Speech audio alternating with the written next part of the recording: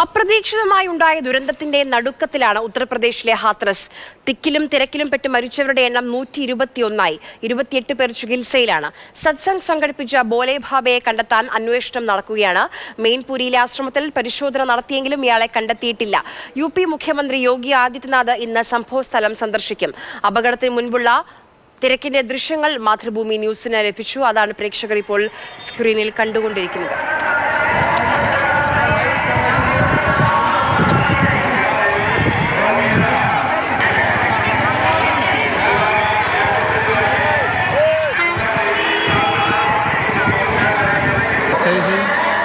कौन कोई सा ले लें यहाँ पे तो गढ़वा पुलिस गढ़वा पुलिस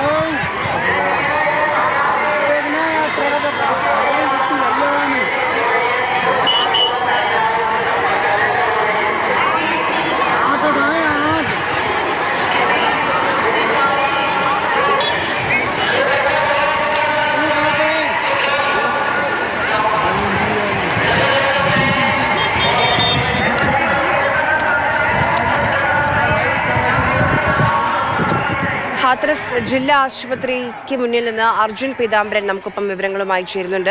അർജുൻ, വളരെ ദാരുണമായ സംഭവമാണ്, വളരെ സങ്കടമുണ്ടാക്കുന്ന അപകടമാണ്. ഈ പറയുന്ന ഈ ബാബയുടെ അനുയായികൾ എന്ന് പറയുന്നതിൽ കൂടുതലും സ്ത്രീകളാണ്. ഈ അപകടത്തിൽ കൂടുതൽ ഉണ്ടായിരുന്നതും സാധാരണക്കാരായ സ്ത്രീകളാണ്. ഇപ്പോഴും എങ്ങനെയാണ് ഈ അപകടം ഉണ്ടായത്? അതുമായി ബന്ധപ്പെട്ട് കുറച്ചുകൂടി ക്ലാരിറ്റി വരേണ്ടതുണ്ടെന്ന് തോന്നുന്നു. അതായത് ഈ ബാബ നടക്കുന്നു, അദ്ദേഹം നടന്ന ആ മണൽ തരികളൊക്കെ എടുക്കാൻ വേണ്ടി ആളുകൾ പിന്നാലെ പോയപ്പോഴാണ് ഈ തിക്കും തിരക്കും ഒക്കെ ഉണ്ടായത്.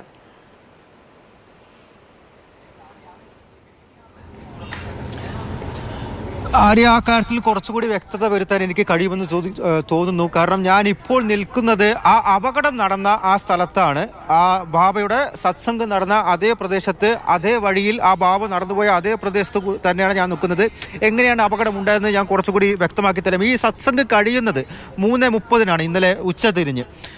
ഈ വഴി, ഇത് കല്ലൊക്കെ ഇട്ടിട്ടുള്ളൊരു വഴിയാണ്. ഈ വഴിയിലേക്ക് ബാബ ഇറങ്ങി, ബാബയ്ക്കൊപ്പം ബാബയുടെ ബ്ലാക്കേറ്റ്സ്, അംഗരക്ഷകർ, പിങ്കും അതുപോലെ തന്നെ മഞ്ഞയും വസ്ത്രങ്ങളെല്ലാം അണിഞ്ഞിട്ടുള്ള ബ്ലാക്കേറ്റ്സ് അദ്ദേഹത്തിൻ്റെ ഒപ്പം പോയിരുന്നു. എന്നാൽ ഒരുപാട് ഭക്തർ, കൂടുതലും സ്ത്രീധനങ്ങളായിരുന്നു, അദ്ദേഹത്തെ അനുഗമിക്കാൻ വേണ്ടി, ഒന്ന് ഒരു നോക്ക് കാണാൻ, ഒന്ന് തൊടാൻ, അല്ലെങ്കിൽ ഒന്ന് ഫോട്ടോ എടുക്കാനും അതുപോലെ തന്നെ അനുഗ്രഹം വാങ്ങാനായിട്ടും എല്ലാം അദ്ദേഹത്തിൻ്റെ പിന്നാലെ ഓടുകയായിരുന്നു.